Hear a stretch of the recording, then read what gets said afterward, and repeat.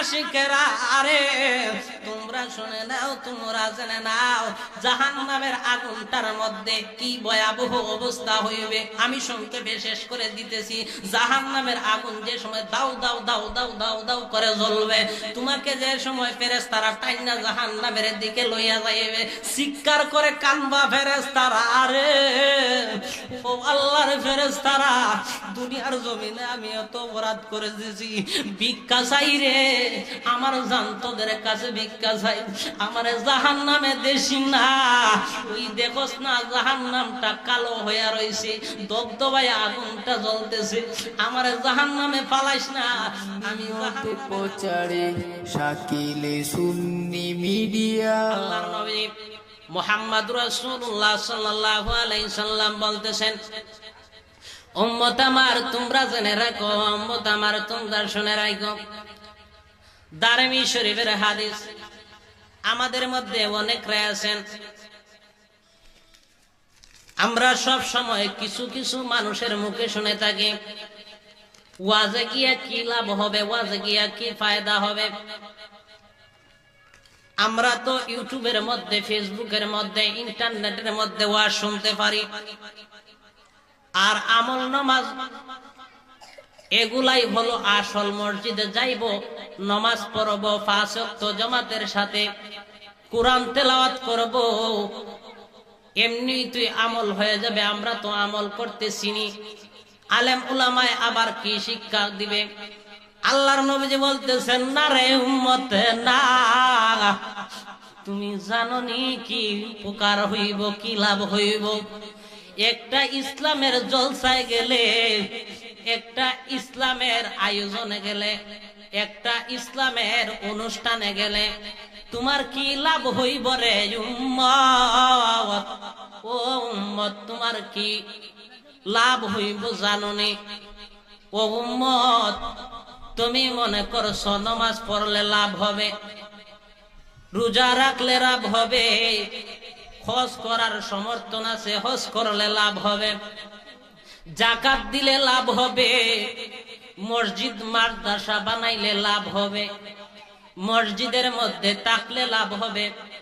কিসের জন্য ওয়াজ শুনতে হবে? কিসের জন্য ওয়াজ নসিহতে যাইতে হবে?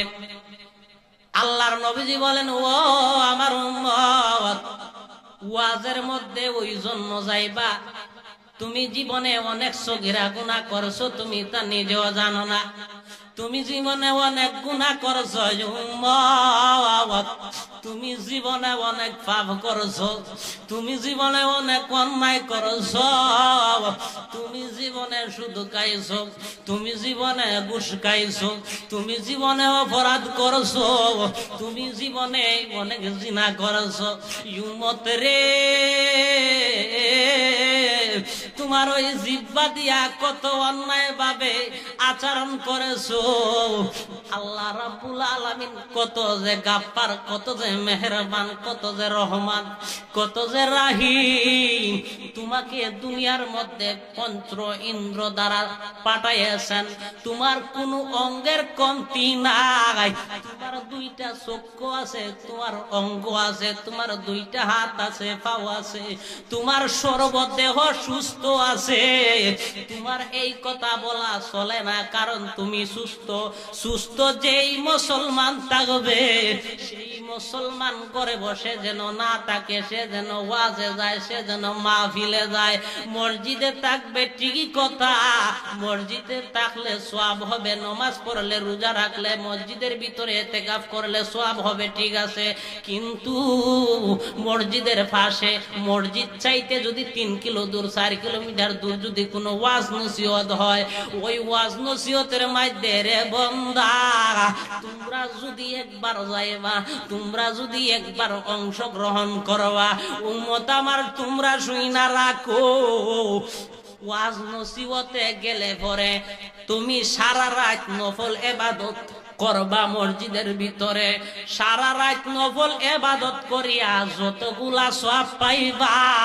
যদি আল্লাহর নবীজির এজলাসে আমার নবীজি বলেন, আমার কোন উম্মত যদি মাহফিলে আসে, আমার কোন যদি আশেক মাহফিলে আসে, বান্দারে ও আল্লাহ বান্দা তোমরা শুনে রাই করে আমার আশেক হইয়া আমার প্রেমিক হইয়া দুরূদ শরীফ পড়ার জন্য, আল্লাহর ইসমে জাত পড়ার জন্য, আল্লাহর নৈকট্য লাভের আশায় কুরআন শোনার জন্য, হাদিস শোনার জন্য, আলেম উলামারে দেখার জন্য আমার আল্লাহর নবীজি বলেন যারা মাহফিলের মধ্যে আসে, আমার আল্লাহর নবীজি বললেন যেই ব্যক্তি সারা রাত ইবাদত করে নফল ইবাদত করিয়া যতগুলা সওয়াব পাইব তার চাইতে হাজার গুণে বেশি সওয়াব পাইব যেই ব্যক্তি মাহফিলের মধ্যে গিয়া 5 ঘন্টা নয়, 4 ঘন্টা নয়, 3 ঘন্টা নয়, 2 ঘন্টা নয়,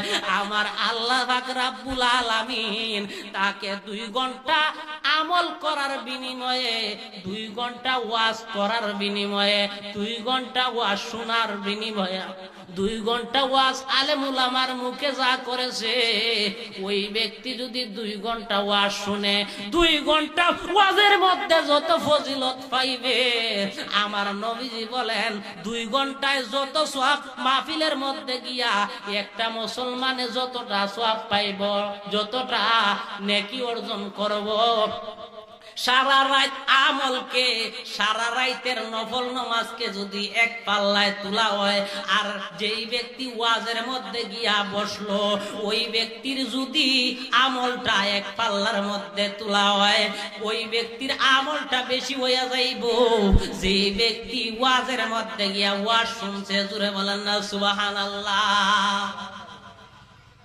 ও বাজান, দারিমি শরীফের হাদিস কোন বানাইল গুনাইল না, আমার আল্লাহর নবীজি বলতেছেন ও দুনিয়ার আমার উম্মতেরা তোমরা শুনে রাখো, একদিন কিয়ামত হয়ে যাবে, একদিন দুনিয়াটা থাকবে না, একদিন পৃথিবীটা থাকবে না রে উম্মত। ও উম্মত রে, তুমি এত বড় আসমানটা দেখতেছো, ওই আসমানটা সামিয়ানার মতো, এত বড় জমিনটা দেখতেছো রে উম্মত, ওই জমিনটা হইছে বিছনার মতো, ওই জমিনের মধ্যে তুমি কত নানান বিনান ধরনের ফসল ফালাও, ওই জমিনের মধ্যে নানান বিনান ধরনের ফল ফালাও রে। ও আমার উম্মত, তোমরা জেনে রাখো, তোমরা এইগুলার শুকরিয়া আদায় করবা মাহফিলের মধ্যে গিয়া আল্লাহু আকবার কর। এগুলার শুকরিয়া কেমভাবে আদায় হবে?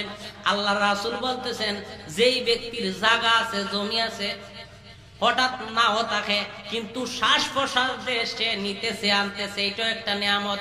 তার যে 2টা চক্ষু আছে এটাও নিয়ামত, তার 2টা হাত আছে এটাও নিয়ামত, তার 2টা পা আছে এটাও নিয়ামত। শুধু তাই নয়, শুধু জমিন আছে, তোমার কিছু মাটি আছে, তোমার একটা ঘর আছে, তোমার একটা বাড়ি আছে, তোমার একটা গাড়ি আছে, এইগুলা শুধু সম্পদ নয়, সম্পদ মূল্যবান, সব চাইতে বড় হইল গিয়া তোমার অঙ্গ। সুবহানাল্লাহ কোন, যে অঙ্গটা পৃথিবীর কোন বৈজ্ঞানিকে বানাই নাই, সেই অঙ্গটা আমার আল্লাহ রাব্বুল আলামিন তোমারে বানাইয়া দিয়েছেন। সুবহানাল্লাহ কোন।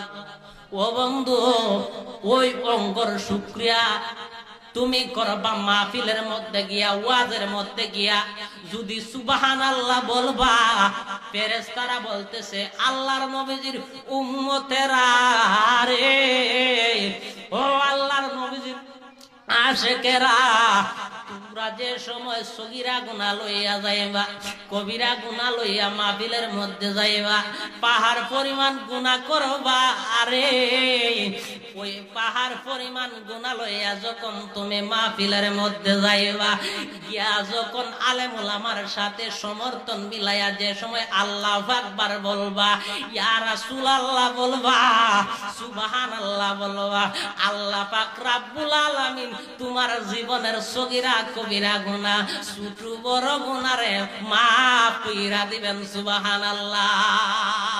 শুধু তাই নয়, তোমার নিয়ামত আদায় হইয়া যাইবে।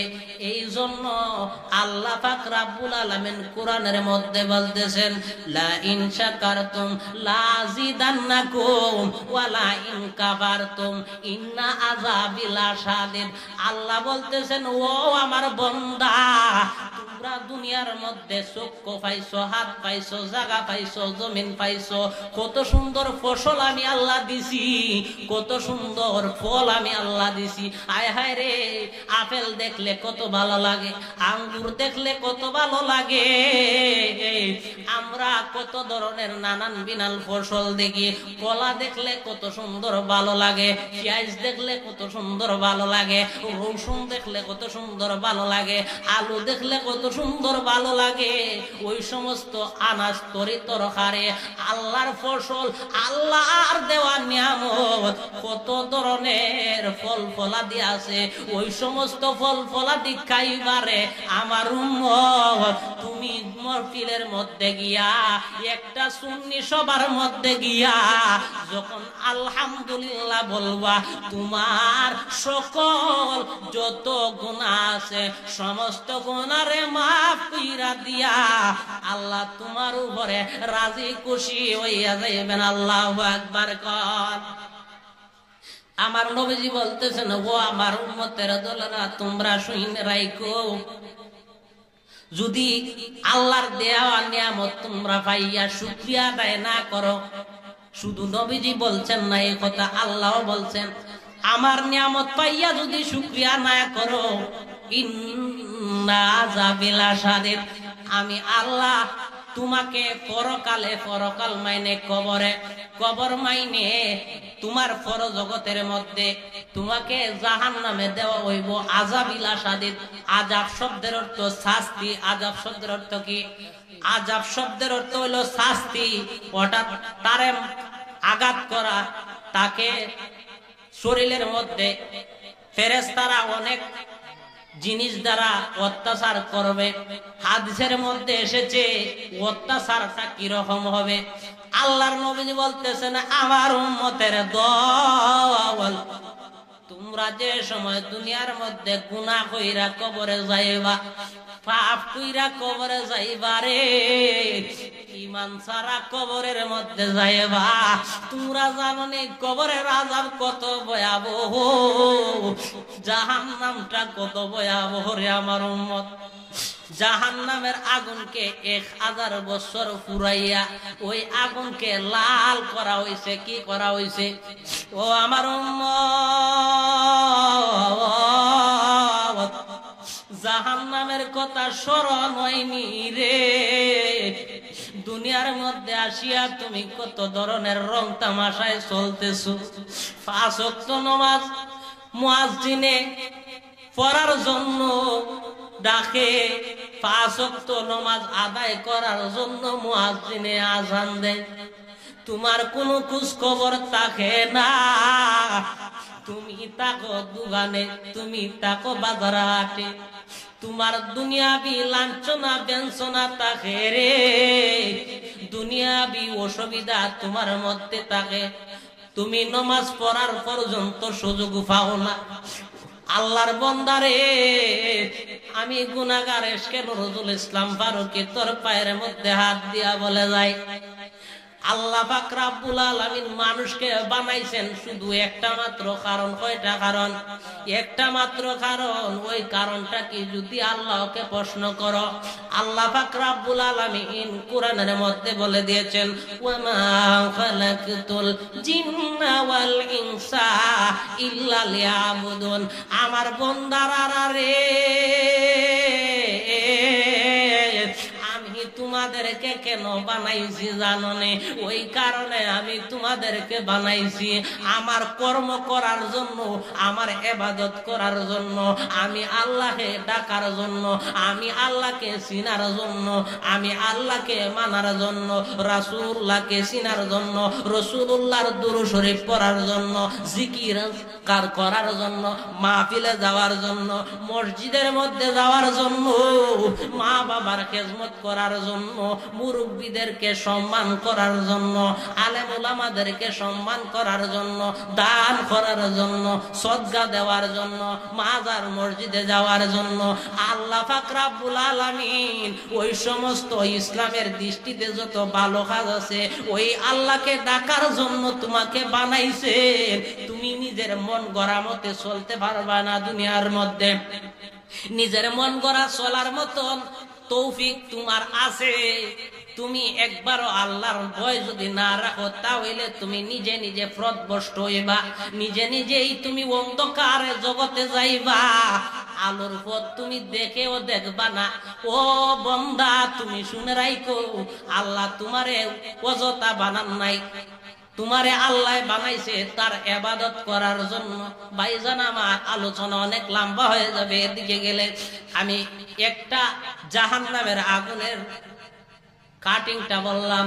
2 নম্বর জাহান্নামটা হইল আবার 1000 বছর জাহান্নামের আগুন ফুরতে ফুরতে জ্বলতে জ্বলতে ওই আগুনটা সাদা হয়ে যায়। কি হয়ে যায়? প্রথম বলছিলাম লাল হয়ে যায়, তারপরে 1000 বছর চলতে চলতে লাল হয়ে যায়। আবার 1000 পরে আবার যখন 1000 বছর হয়ে যায়, ওই 1000 বছর ফুরতে ফুরতে জাহান্নামের আগুনটা কালো হইয়া যায়। বাজান রে,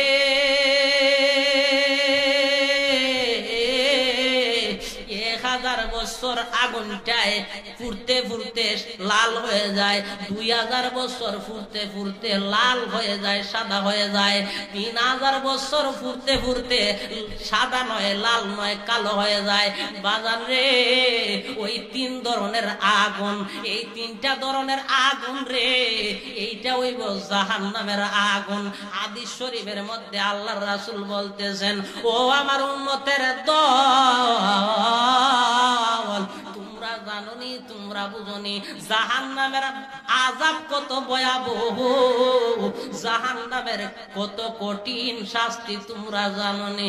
আমার উম্মতেরা, আরে জাহান্নামের মধ্যে একটা ফেরেশতা থাকে, যেই ফেরেশতাটা হচ্ছে মালিক, যার আঘাতে, যার হাতুড়ির একটা বাড়ি দিলে রে, ও আমার উম্মত, তুমি 70 গজ মাটির নিচে চলে যাইবা। আমার উম্মত রে,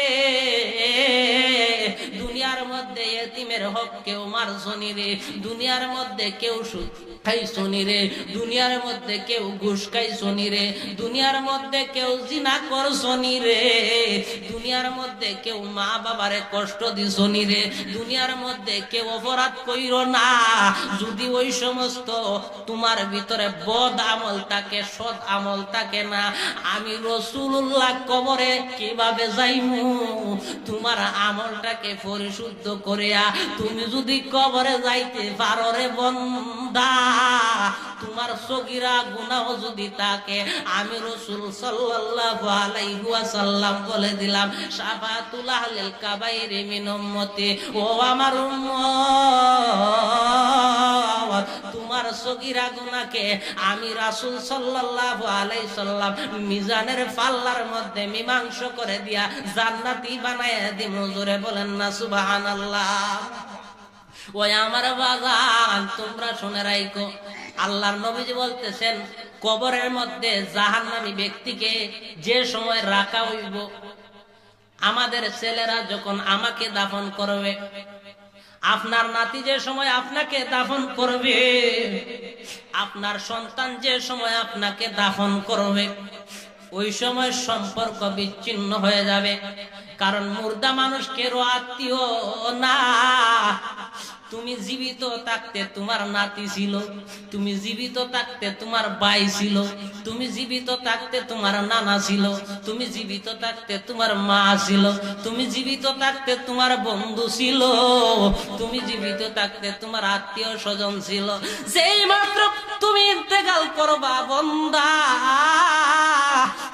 যখন তোমার কবরের মধ্যে শুয়াইব, তোমার বন্ধু বান্ধব আসিয়া যখন তোমারে 3.5 হাত মাটিতে করে রাখবো, সেই কবরে বালিশ দিবে না রে, যেই কবরে দরজা লাগাইয়া দিবে না, যেই কবরে লাইট ফিটিং করে দিবে না, যেই কবরে বিছনা বিছাইবে না, যেই কবরে এসি লাগাইবে না, ওই কবরকে উইরা পাইরা মাটি দিয়া তোমার সমস্ত আত্মীয় স্বজনরা চইলা যাইবে। চইলা যাওয়ার পরে তুমি যদি জাহান্নামী হইয়া মরো, আল্লাহর রাসূল বলতেছেন, উম্মত রে,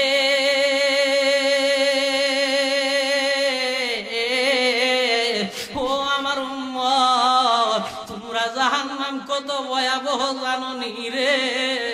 আমি রাসূল সাল্লাল্লাহু আলাইহি সাল্লাম যে সময় মেরাজ থেকে আসছিলাম, ওই সময় অনেক অনেক মানুষ জাহান্নামের আগুনে পুড়ে। তোমার আত্মীয় স্বজনরা, তোমার ছেলেরা, তোমার মেয়েরা কবরের পাশে আসিয়া কাঁদবে, কোনো লাভ হবে না। তোমার আত্মীয় স্বজন কবরের মধ্যে আসিয়া কাঁদবে, কোনো লাভ হবে না। বলতে চাই, তুমি দুনিয়ার মধ্যে যদি নেক আমল করে দাও, আল্লাহর নবী বলেন, শাফায়াতুল আহলিল কাবাইরি উম্মতি, আমার উম্মতের আরে কবরটা এত ভয়াবহ তুমি তো জানো না। দুনিয়ার মধ্যে আলেম উলামায়ে ওয়াজ করে, তুমি মনোযোগ দিয়া শোনো না। ও উম্মত, না জানিও না জানার বান করো, কবরের মধ্যে আসলে বুঝবা রে, আমার প্রেম নিয়া, আমার ভালোবাসা নিয়া আমলদারি হইয়া যে সময় কবরের মধ্যে ঘুমাইবা, ও আমার উম্মত তুমি শুনে রাখো, আমি তোমাকে, তোমার সৎ আমল যদি থাকে, আমি রাসূলুল্লাহ তোমাকে ফুলসিরাত পার করে দিব, মিজান পার করে দিব, আখিরাত কবরে তোমার কোনো ঝামেলা হবে না। ও আমার উম্মত তুমি শুনে রাখো, কাফের হইয়া যদি মরো, বেনমাজি হইয়া যদি তুমি মরো, বেআমলদার হইয়া যদি তুমি মরো, জাহান্নামী হইয়া যদি তুমি মারা যাও, ও আমার উম্মতেরা তোমরা শুনে রাখো, কবরটা এমন একটা জায়গা রে, যেই জায়গার মধ্যে ম্যাজিস্ট্রেটের কলম ঘুরে না, যেই জায়গার মধ্যে কোনো আইন দুনিয়াবি চলে না, যেই জায়গার মধ্যে ঘুষ দিতে পারবা না মন কারণে গিরে, যেই কবরের মধ্যে ফেরেশতারা যখন তোমার আসিয়া সওয়াল জবাব নিব, সওয়াল জবাব যদি না দিতে পারো, ওই জায়গার মধ্যে তোমার 100 কের জায়গা আছে, দিলে তারা মানবে না, কোটি কোটি টাকা দিলে তারা মানবে না, তোমার সমস্ত যৌবন দিয়া যদি তাদেরকে পায়ের মধ্যে দরিয়া বলো, ফেরেশতারা রে, আমি অনেক সুদ খাইছি দুনিয়ার জমিনে, আমি অনেক ঘুষ খাইছি দুনিয়ার জমিনে, অনেক জিনা করেছি দুনিয়ার জমিনে, মানুষকে অত্যাচার করেছি, ইয়েতিমদের হক মেরে দিয়েছি, মা বাবার খেদমত করেছি না, মসজিদে গেছি না, মুয়াজ্জিন সাহেব আজান দিছে, আজানের সাড়া দিছি না, আলেম উলামারা ওয়াজ করছে, ওয়াজে গেছি না। ও ফেরেশতারা রে, আমি আজকে ক্ষমা চাইতেছি, আমারে তোমরা মাফ করে দাও। ফেরেশতারা একটা ডাক দিয়া বলবেন, না ফরমান রে,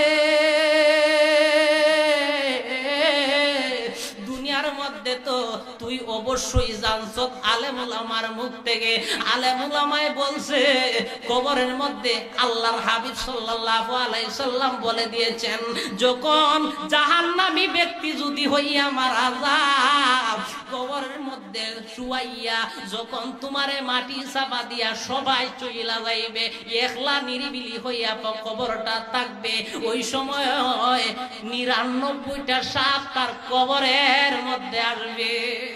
আল্লাহর নবী বলতেছেন, উম্মত, জাহান্নামী ব্যক্তিদের কবরে এমন বিষাক্ত সাপ আসবে রে, যেই সাপ দুনিয়ার কোন সাপের সমতুল্য নয়। দুনিয়ার মধ্যে কিং কুবরা সাপ আছে, দুনিয়ার মধ্যে আটাইল্লা সাপ আছে, দুনিয়ার মধ্যে দারাই সাপ আছে, দুনিয়ার মধ্যে খানকা সাপ আছে, দুনিয়ার মধ্যে দুরা সাপ আছে, দুনিয়ার মধ্যে গুইলা সাপ আছে, দুনিয়ার মধ্যে মাইটা সাপ আছে, দুনিয়ার মধ্যে 2 মুখী সাপ আছে, দুনিয়ার মধ্যে পাতালত সাপ আছে, দুনিয়ার মধ্যে নানান বিনান বিচিত্র ধরনের সাপ আছে। ওই কোন ধরনের সাপ কবরে থাকবে না। তুমি যদি নেক আমল লইয়া কবরে না যাও, তুমি যদি গুনাহগার হইয়া নাফরমান হইয়া কবরের মধ্যে ঘুমাইবা, উম্মত রে তোমার কবরের মধ্যে আল্লাহ পাক 99টা সাপ দিয়া দিবেন। যেই সাপটা এমন ভয়াবহ রে, আল্লাহর হাবিব বলতেছেন, দারমি শরীফের হাদিস, ওই হাদিসের নাম্বার হচ্ছে 238 নম্বর হাদিস। আল্লাহর নবীজি বলতেছেন, ও আমার উম্মতের দল, যে সময় 99টা সাপ লাগতো না, যদি 99টা সাপ থেকে যদি একটা সাপে যদি তোমার সুবল দেয়, আল্লাহর নবীজি বলতেছেন, উম্মত দুনিয়ার সাপে যদি তোমারে কামড় দেয়, তাহলে তুমি 3 ঘন্টার ভিতরে মারা যাইতে পারবা, কিবা 2 দিনের ভিতরে 1 দিনের ভিতরে মারা যাইতে পারবা। কিন্তু রে বাজার, ওই কবরের মধ্যে জাহান্নামী ব্যক্তিকে যে সময় সাপে সুবল দিবে, আল্লাহর নবীজি বলতেছেন, ওই সুবলের বিষ এমন একটা ভয়াবহ বিষ, এমন একটা বিষ রে, যেই বিষের যন্ত্রণা 40,000 বছর পর্যন্ত সে উপভোগ করবে। দুনিয়ার মানুষ, তোমাদের কেন হয় না হুশ? তোমাদের কেন হয় না হুশ? তোমরা কেন জাগল হও না রে? আমরা কিসের মুসলমান হইলাম? আমরা কিসের মুসলমান দাবি করি? আমরা নিজের বডিটা যদি সুন্দর হয়, আমরা দাড়ি রাখি না। আমরা যদি 6 ফুট উচ্চতা হই, আমরা দাড়ি রাখি না। আমরা পাঞ্জাবি গায়ে দেই না। আমরা বডির গরিমা করি, আমরা দেহের গরিমা করি, আমরা শরীরের যৌবনের গরিমা করি। এমন একদিন আসবে জমে, যেই দিন তোমারে ধরবে রে, আল্লাহ পাকের দোহাই দিবা, সমস্ত পৃথিবীর দোহাই দিবা, জীবন মরণের কোনো গ্যারান্টি নাই। যে সময় তুমি আজরাইলকে সরাসরি দেখবা, আজরাইলের পাও ধইরা যদি তুমি কান্দো, আজরাইল রে আমারে তুমি আজকের জন্য ছেড়ে দাও, আমি কালকে ফরজ আদায় করবো, কালকে নফল করবো, কালকে সুন্নত করবো, কালকে সমস্ত ধরনের আমল আমি করবো, ও আজরাইল আমারে তুমি ছেড়ে দাও। আল্লাহ রাব্বুল আলামিনের মালাকুল মউত বলবে, ও আল্লাহর বান্দা, তোমাকে 1 সেকেন্ড সময় দেওয়া যাইবে না। 60 বছর জিন্দেগিতে তুমি কি করছো? 80 বছর জিন্দেগিতে তুমি কি করছো? 100 বছর জিন্দেগিতে তুমি কি করছো? তুমি মুহাম্মদের উম্মত হইয়াও কি খুশি হও নাই? তুমি কি আল্লাহ রাব্বুল আলামিন রহমান হইছেন তুমি জানো? গুনাহ করলে আল্লাহ মাফ করেন তুমি জানো? তুমি তো অনেক সুযোগ পাইছো, সময় পাইছো, তাহলে কেন তওবা করলা না? ও আল্লাহর বান্দারা রে, তোমাকে আমি আজরাইলে 1 সেকেন্ডের সময় দিতে পারবো না। তোমাকে আমি আজরাইলে 1 মিনিটের জন্য হায়াত বাড়ায় দেওয়ার মতো আমি আজরাইলের ক্ষমতা নাই নাই নাই নাই। ও আল্লাহর বান্দা, তোমার সিনাটার মধ্যে যে সময় আজরাইলে হাত রাখবে রে, উহুদ পাহাড়টা যত বড় হইব, সাতচুরির পাহাড়টা যত বড় হইব, ইংল্যান্ডের পাহাড়টা যত বড় হইব, আমেরিকার পাহাড়টা যত বড় হইব, জাফলনের পাহাড়টা যত বড় হইব, সমস্ত বার্জ অন দা বেস্ট একটা পাহাড়ের নাম। ওই পাহাড়টা এমন উঁচা, যেই পাহাড়ের দিকে চাইলে আকাশের মধ্যে মনে হয় জোড়া লাগিয়ে গেছে, এইটা বোঝা যায়। ওই পাহাড়টা যদি কোনো একটা ব্যক্তির উপরে লাগে, কোনো একটা ব্যক্তির উপরে যদি একটা পাহাড় তোয়া হয়, ওই ব্যক্তিটা যতটুকু কষ্ট পাইবে তার চাইতে দ্বিগুণ কষ্ট পাইবে। যে সময় তোমাকে মালাকুল মউত আজরাইলে তোমার সিনার মধ্যে হাতটা নিব, তোমার সিনার মধ্যে হাতটা ধরাইয়া দিব, শরীরের মধ্যে 360টা রোগ আছে, ওই 360টা রোগ টাস টাস করে ছিঁড়ে যাইব। বন্দারে দেহের গরিমা কইর না, টেকার গরিমা কইরো না, বাড়ি আছে গরিমা কইরো না, চেয়ারম্যান হইছ গরিমা কইরো না, আর্মি জজ রেজিস্ট্রার হইছ গরিমা কইরো না। তুমি একবার চাইয়া দেখো, তোমার কোটি কোটি টাকা আছে কিন্তু একটা ছেলে হাবের সাপ বানাইতে পারছো না। তোমার কোটি কোটি টাকা আছে রে, তুমি জান্নাতে যাওয়ার জন্য কোনো ব্যবস্থা করছো না, কিন্তু একটা রিস্কাওয়ালা দেখো, সে ইন্তেকালের পরেও তার কবরটা কুদার পরে তাকে জীবিত, তার লাশটা ও কত অবস্থায় পাওয়া যায়। ও আমার বাজার, গত কিছুদিন আগের ঘটনা আমরা সবাই মনে হয় জানি। ইন্টারনেটের মধ্যে আজকাল সব ধরনের খবর জানা যায়। একজন ব্যক্তি যিনি ছিলেন রেজবি সাহেবের মুরিদ, তার কবরের মধ্যে লাশটা যেমনি আছে তেমনি পড়ে রয়েছে। 6-9 মাস পর্যন্ত তার লাশটা মাটিয়ে কাই নাই, মাটিয়ে সই নাই। ও বন্ধু, এই জন্য আমাদের কবি বলেন, তুমি এমন জীবন করিও গঠন, মরিলে তুমি নিজে হাসবা, কাঁদবো তোমার জন্য তামাম পৃথিবীর বিশ্বের মানুষ। বন্ধুরে,